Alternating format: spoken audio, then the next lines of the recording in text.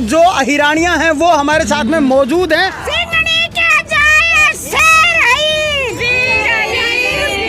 हमारी रामायण हुई, सीता ने मतलब ल्याण की न्याय हुई तो वो हक था राम का। हमारी महाभारत हुई, पांडु जो लड़े अपने हक के लिए लड़े, तो ऐसे ही ये लड़ाई भी हमारे हक की लड़ाई है। 2024 के लिए हम तैयार। पीएम मोदी ने पहली रैली करी थी, उसको उठाने वाले भी ये अहिरवाल है और उसका मटिया मैदान भी कर देंगे। नमस्कार, आप देख रहे हैं स्टेट न्यूज हरियाणा और मैं हूं अमित अमन।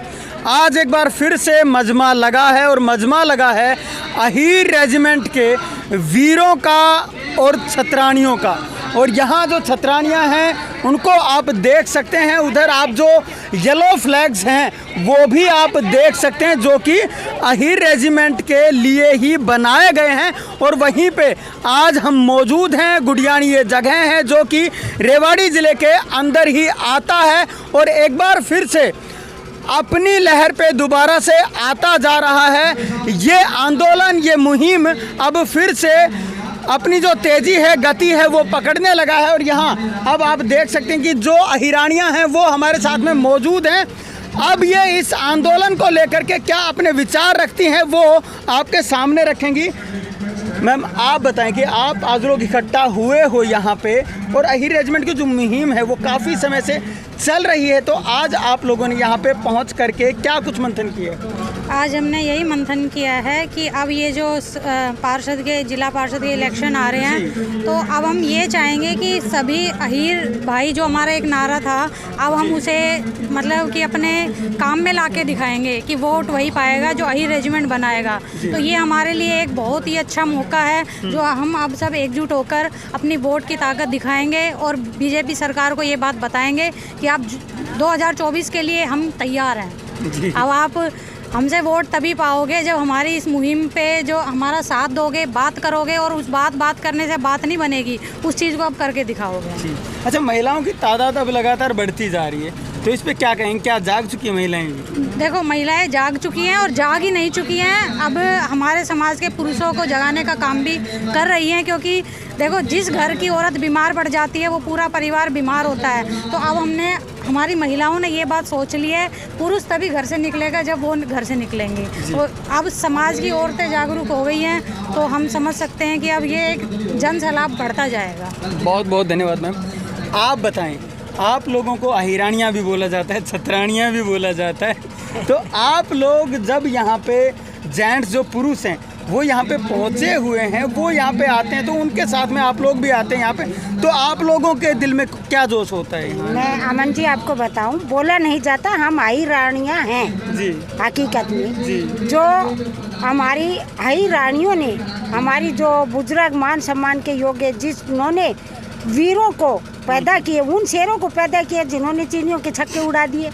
और सिंगापुर की लड़ाई, जहाँ भी हीरो का कितना बड़ा योगदान रहा है देश की आज़ादी में, देश के सेवा करने में कितना योगदान रहा है। तो मैं आपसे कहना चाहूँगी कि हमें बोला नहीं जाता, हम वास्तव में अहिरानी हैं और उसको आज हम इस मुहिम के साथ अपने जो हमारे योद्धा हैं अहीर रेजिमेंट के गठन के लिए, एक एक योद्धा आज इस प्रांगण में खड़े हैं, उनके साथ हम कंधे से कंधा मिलाकर खड़े रहेंगे।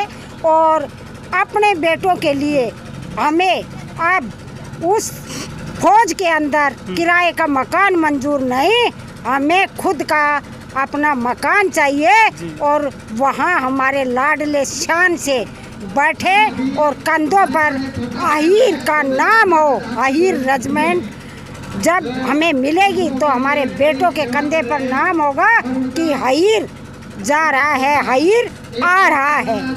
तो अच्छा, आप लोग काफ़ी दिन से लगे हुए हैं, तो अब क्या प्लानिंग है? क्या लोगों को और जोड़ने की प्लानिंग है या फिर अब आगे कदम कैसे बढ़ाएंगे? क्योंकि अब तक तो आप देख चुके हैं सरकार के कानों पे जू नहीं रेंग रही, तो अब क्या करेंगे? देखो, ऐसा नहीं है कि सरकार के कानों में जू नहीं रेंग रही, वो नहीं रेंग रही तो हम रिंगवा देंगे।